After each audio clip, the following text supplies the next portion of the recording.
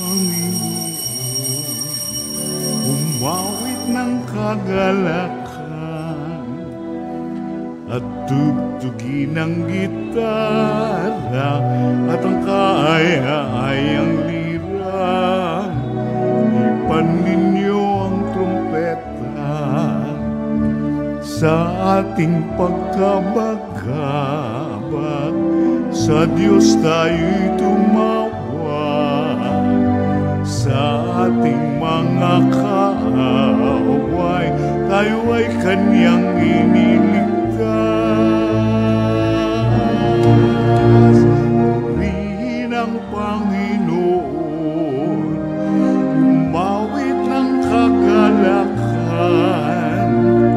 at tugtugin ang gitara at ang kaaya-ayang lira. Ipan ninyo ang trumpeta, ipan ng trumpeta.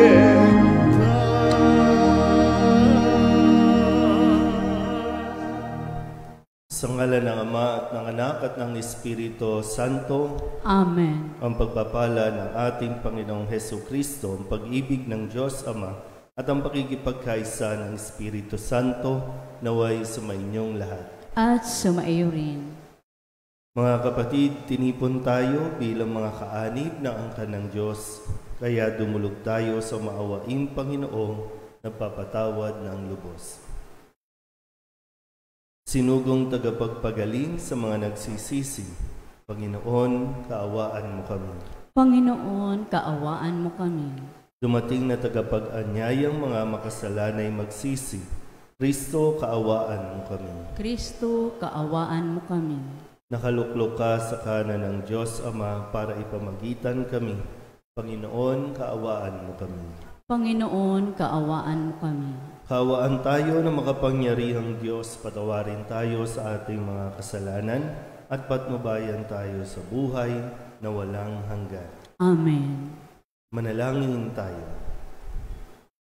Ama naming makapangyarihan, ang iyong dakilang pagkamaawain ay nangingibabaw sa aming ginagawang kabutihan at idinadaing ng mga kahilingan.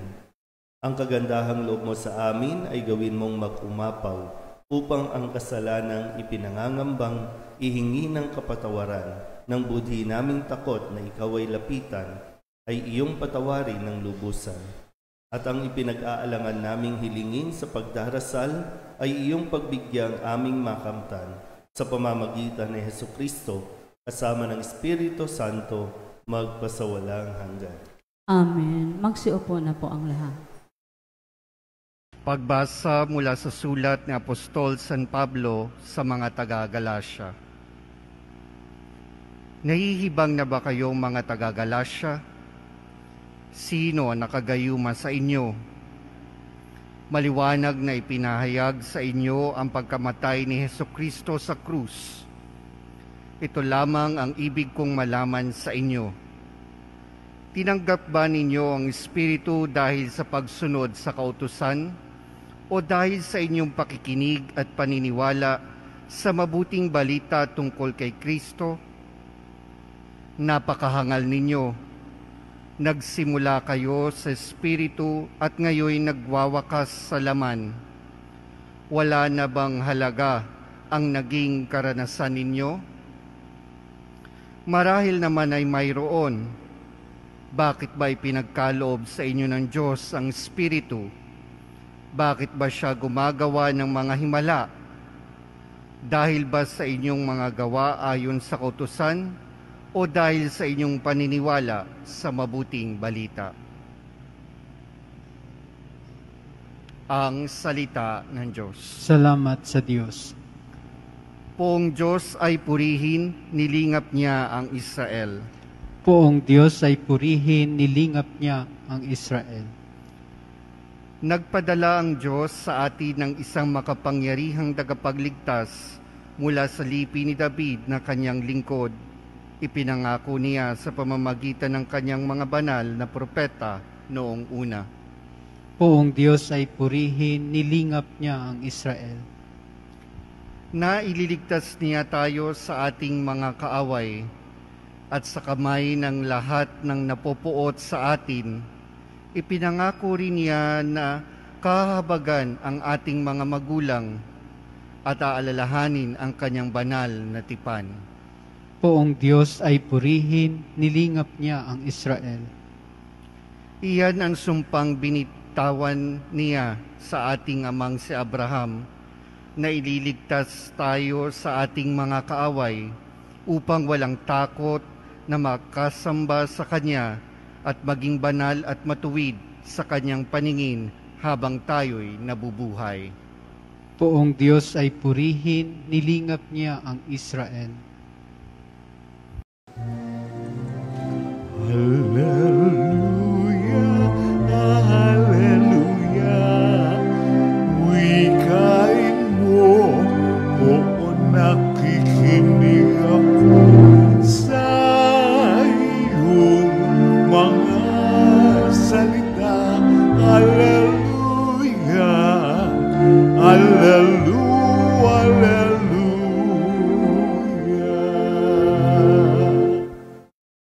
Sumainyo ang Panginoon. At sumaiyo rin. Ang mabuting balita ng Panginoon ayon kay San Lucas. Papuri sa iyo, Panginoon.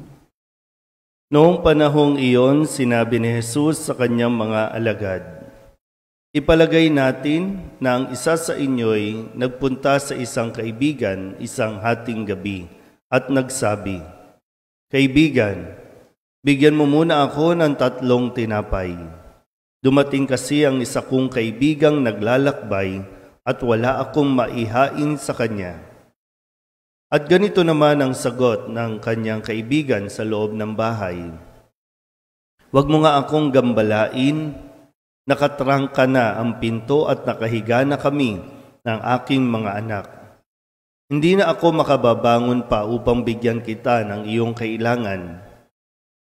Sinasabi ko sa inyo, hindi man siya bumangon dahil sa kanilang pagkakaibigan, babangon siya upang ibigay ang hinihingi ng kaibigan sa pagpupumilit nito.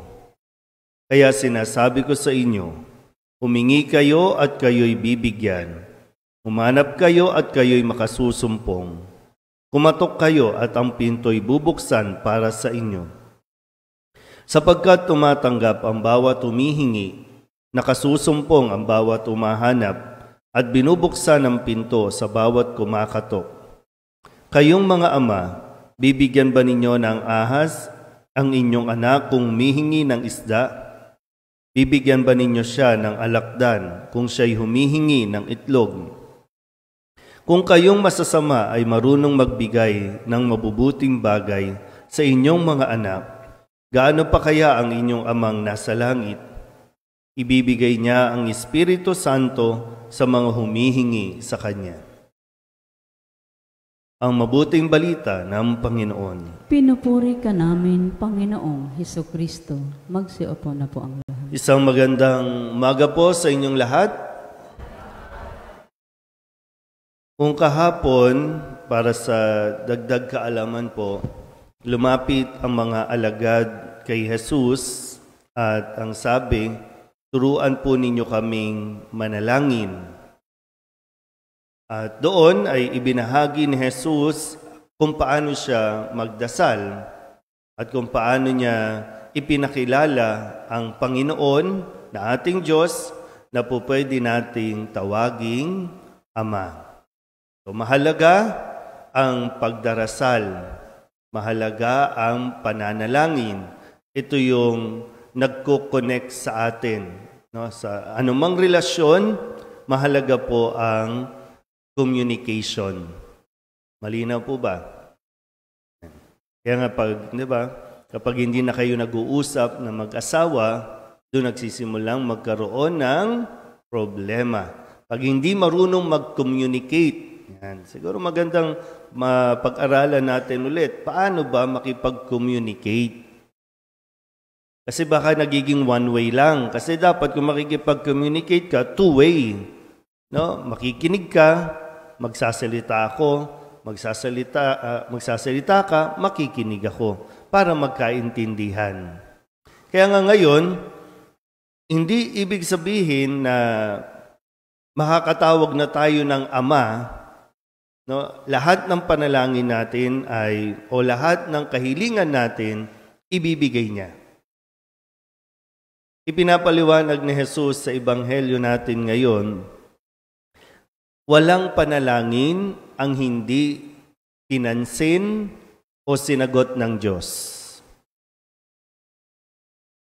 Yun nga lang, kasi nga, pag nakikipag-communicate tayo sa Diyos, ang inaasahan natin, sasagutin lahat ng hinihiling natin. Pag sinabing sasagutin, ibibigay niya lahat. Ang sabi naman din ni Kristo, di ba? Kumatok ka, ikaw ay pagbubuksan. Humingi ka, ikaw ay bibigyan. Humanap ka, ikaw ay makasusumpong.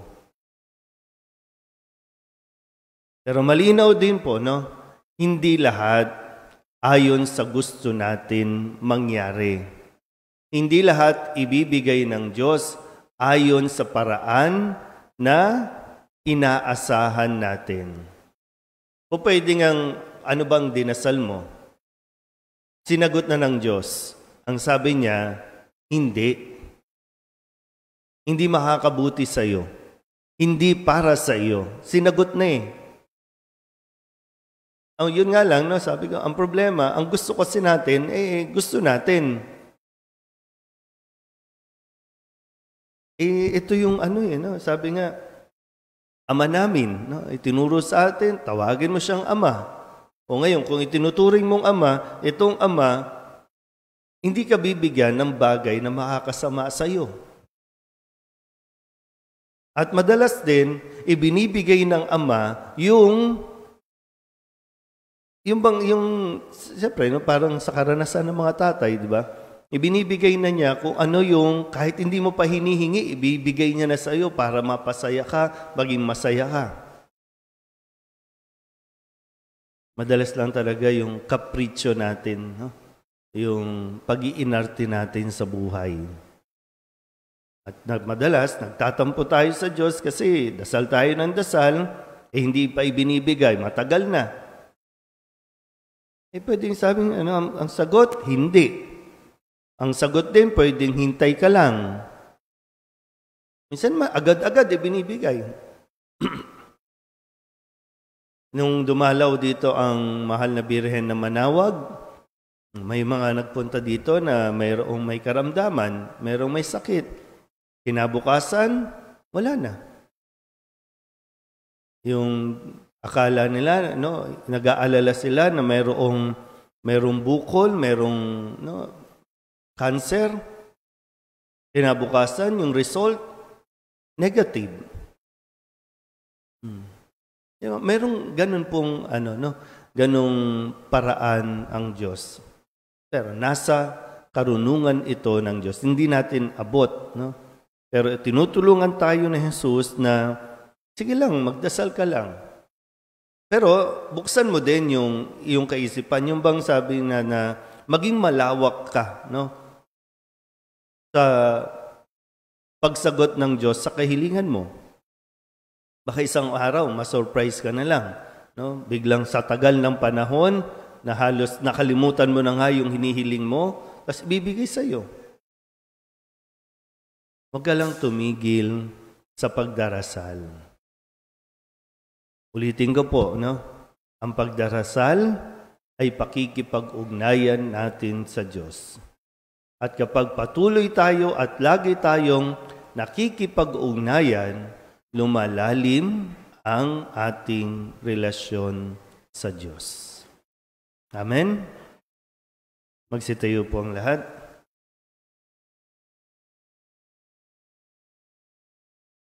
Nangako si Kristo sa atin, humingi at kayo'y bibigyan. Lumapit tayo sa ating Amang nasa langit na may kapanatagan at pananalig. Ang ating pong itutugon, Panginoon, dinggin mo ang aming panalangin.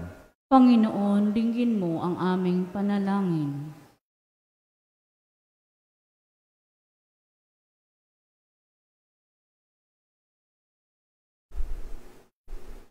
Bilang simbahan, naway italaga natin ang ating mga sarili sa tunay at malalim na buhay pananalangin Manalangin tayo sa Panginoon.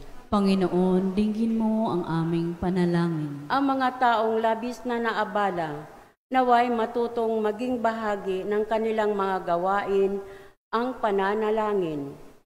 Manalangin tayo sa Panginoon. Panginoon, dinggin mo ang aming panalangin. Tayo naway patuloy na manalangin kahit na gaano kabigat ang ating kasiraan ng loob dahil sa mga pagsubok sa buhay. Manalangin tayo sa Panginoon. Panginoon, dinggin mo ang aming panalangin. Ang mga may sakit, naway magkaisa sa kanilang pananalangin at sakripisyo sa mga pagpapakasakit ni Kristo. Manalangin tayo sa Panginoon. Panginoon, dinggin mo ang aming panalangin. Ang mga tapat na yumao, naway muling mabuhay kay Kristo. Manalangin tayo sa Panginoon. Panginoon, dinggin mo ang aming panalangin. Idulog din natin sa Panginoon ang ating mga personal na kahilingan at mga panalangin para sa ating mga pamilya. Ganun din ang mga kahilingan ng mga nanonood sa online, ang lahat ng mga misong pasasalamat, special na intensyon at mga kaluluwa na inihiling na ipagdasal sa misang ito.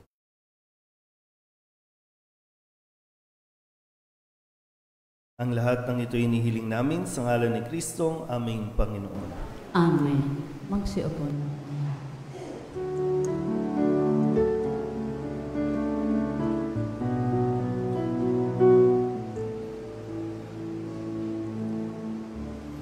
Alay namin aming buhay, bawat galaw at lumbay, bawat pangarap naming taglay, sa palad mo ilalagay. Magsitayo na Manalangin po. kayo mga kapatid upang paghahain natin ay kalugdan ng Diyos sa mga makapangyarihan. Tanggapin nawa ng Panginoon itong paghahain sa iyong mga kamay, sa kapurihan niya at karangalan sa ating kapakinabangan at sa buong sambayanan niyang banal. Ama naming lumikha, tanggapin mo ang paghahain ng mga alay na iyong inihabilin at sa pagdiriwang ng dapat naming ganapin, ang kabanalan ng iyong pagliligtas naway sumaamin sa pamamagitan ni Jesucristo kasama ng Espiritu Santo magpasawalang hanggan. Amen. Sumainyo ang Panginoon. At sumaiyo rin. Itaas sa Diyos ang inyong puso at diwa. Itinaas na namin sa Panginoon. Pasalamatan natin ang Panginoong ating Diyos. Marapat na siya ay pasalamatan. Ama naming makapangyarihan, tunay ngang marapat na ikaw ay aming pasalamatan. Pinagbibigyan mong ito'y aming maihayag, kahit na ito'y walang anumang maidaragdag. Sa kadakilaang sa iyo ay likas. Sa pagpupuri namin ang nakikinabang ay kami ring iyong pinakikiharapan sa pamamagitan ng iyong anak na minamahal. Kaya kaysa ng mga anghel na nagsisiawit ng papuri sa iyo nang walang humpay sa kalangitan, kami nagbubunyi sa iyong kadakilaan.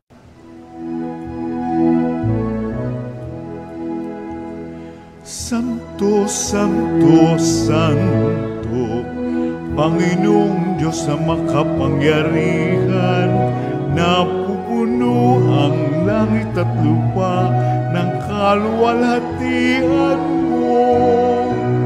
Hosana sa kaitaasan, pinagpala ang naparirito sa ngalan ng Panginoon. Hosana sa kaitaasan. Magsiluhod na po ang lahat. Ama naming banal, ikaw ang bukal ng tanang kabanalan. Kaya't sa pamamagitan ng iyong Espiritu, gawin mong banal ang kaloob na ito upang para sa aming maging katawan at dugo ng aming Panginoong Hesukristo. Bago niya pinigtis ang kusang loob na maging handog, hinawakan niya ang tinapay, pinasalamatan kaniya, pinaghati-hati ni iyon, Iniabot sa kanyang mga alagad at sinabi, "Tanggapin ninyong lahat ito at kanin, ito ang aking katawan na ihahandog para sa inyo."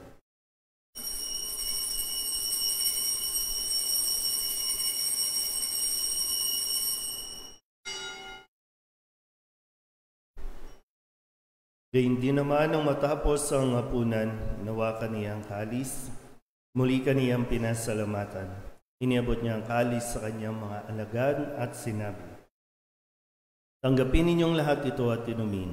Ito ang kalis ng aking dugo, ng bago at walang hanggang tipan. Ang aking dugo na ibubuhos para sa inyo at para sa lahat, sa ikapagpapatawad ng mga kasalanan. Gawin ninyo ito sa pag-alaala sa akin."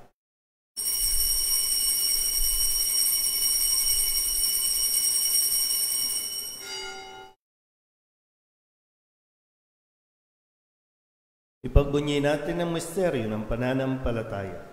Si Kristo'y namatay, si Kristo'y nabuhay, si Kristo'y babalik sa wakas ng panahon. Ama, ginagawa namin ngayon ang pag-alaala sa pagkamatay at muling pagkabuhay ng iyong anak, kaya tiniaalay namin sa iyo ang tinapay na nagbibigay buhay at ang kalis na nagkakaloob ng kaligtasan. Kami nagpapasalamat dahil kami iyong minarapat na tumayo sa harap mo para maglingkod sa iyo. Isinasamo namin kami magsasalo-salo sa katawan at dugo ni Kristo ay mabuklod sa pagkakaisa sa pamamagitan ng Espiritu Santo. Ama, lingapin mo ang iyong simbahang laganap sa buong daigdig. Puspusin mo kami sa pag-ibig kay San Francisco na aming Papa at ni Jose na aming Obispo at ng Tanang Kaparian. Alalahanin mo rin ang mga kapatid namin na himlay na may pag-asang sila'y muling mabubuhay, gayon din ang lahat ng mga pumanaw. Kawaan mo sila at patuloyin sa iyong kaliwanagan. Kawaan mo at pagindapating kaming lahat na makasalo sa iyong buhay na walang wakas. Kaysa ng mahal na Birheng Maria na Ina ng Diyos, ng kabiyak ng puso niyang si San Jose. Kaysa ng mga apostol at ng lahat ng mga banal na namuhay dito sa daigdig na kalugod-lugod sa iyo. May pagdiwang nawa namin ang papupuri sa ikararangal mo sa pamamagitan ng iyong anak na aming Panginoong Hesukristo.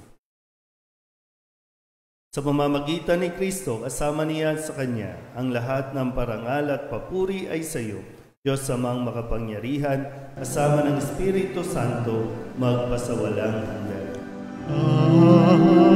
Amen.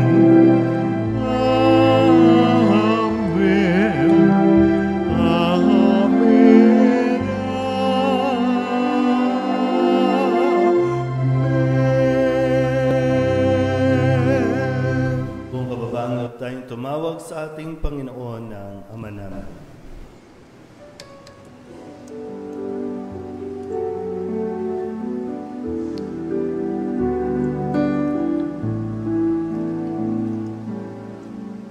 Ama namin, sumasalangit ka, sambahin ang ngalan mo.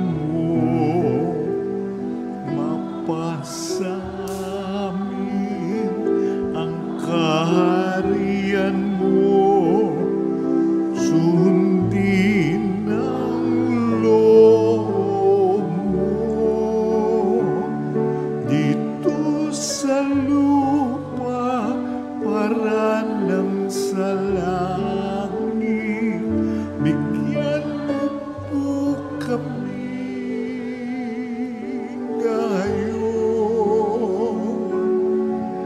ng aming kakanin sa araw-araw at patawarin mo kami sa aming mga sala para lang pagpapatawan namin sa nagkakasala sa amin, at huwag mo kaming ibahintulot sa tukso at tiyadya mo kami sa lahat ng masama. Nihiling namin kami iadya sa lahat ng masama, pagkalooban ng kapayapaan araw-araw, iligtas sa kasalanan at ilayo sa lahat ng kapahamakan. Samantalang aming pinananabikan ang dakilang araw ng pagpapahayag ng tagapagligtas naming si Jesucristo. Sapagkat iyo ang kaharian at ang kapangyarihan at ang kapurihan magpakailanman. Amen. Panginoong Jesucristo, sinabi mo sa iyong mga apostol, kapayapaan ang iniiwan ko sa inyo, aking kapayapaan ang binibigay ko sa inyo. Tunghayan mo ang aming pananampalataya at huwag ang aming mga pagkakasala. Pagkalooban mo kami ng kapayapaan at pagkakaisa ayon sa iyong kalooban, kasama ng Espiritu Santo, magpasawalang hanggan. Amen. Ang kapayapaan ng Panginoon ay laging sumainyo. At sumaiyo rin. Magbigayan po tayo ng kapayapaan sa isa't isa. Kordero ng Diyos na nag-aalis ng mga kasalanan ng sanlibutan, maawa ka sa amin. Kordero ng Diyos na nag-aalis ng mga kasalanan ng sanlibutan, maawa ka sa amin. Kordero ng Diyos na nag-aalis ng mga kasalanan ng sanlibutan, ipagkaloob mo sa amin ang kapayapaan. Magsiluhod po ang lahat.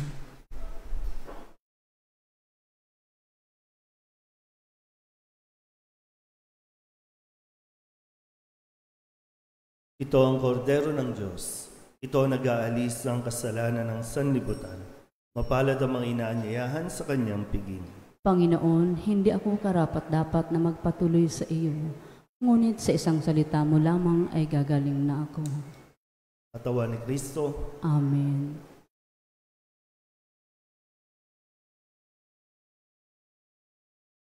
Sa iyong kandungan aking natikman ang unang pagmamahal.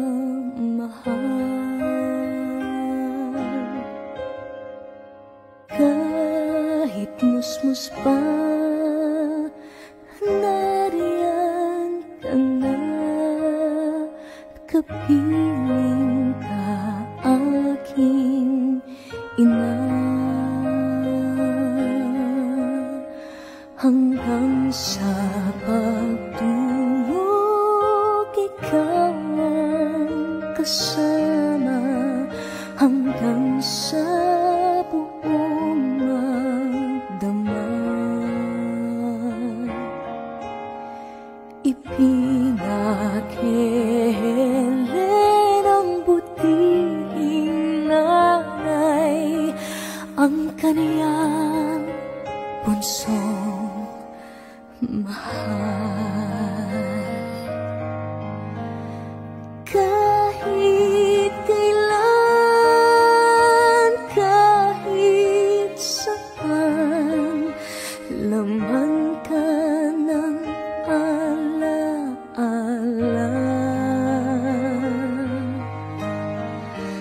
Tanging bituin sa aking langit, tanging puso sa tipi, inang sinisinta, Santa Maria. Si Jesus ay nariyan sa sagradong ostiang pinamamahayan ng dugo at katawan na siyang pinuhunan sa pagtubos sa ating kasalanan.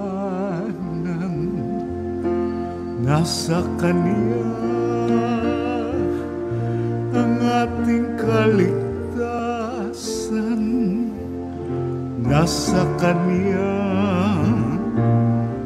ating katahimikan.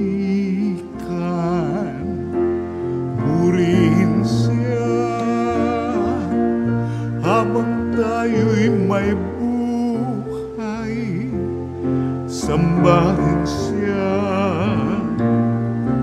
magpakailanman.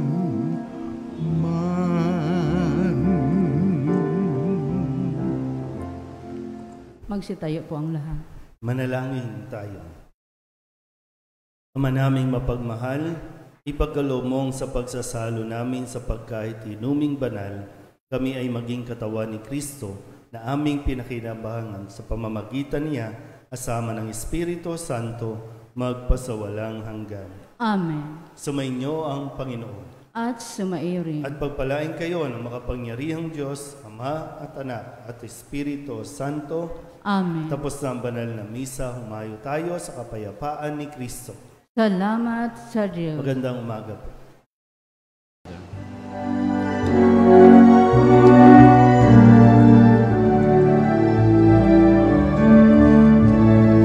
Bayon at tipayan,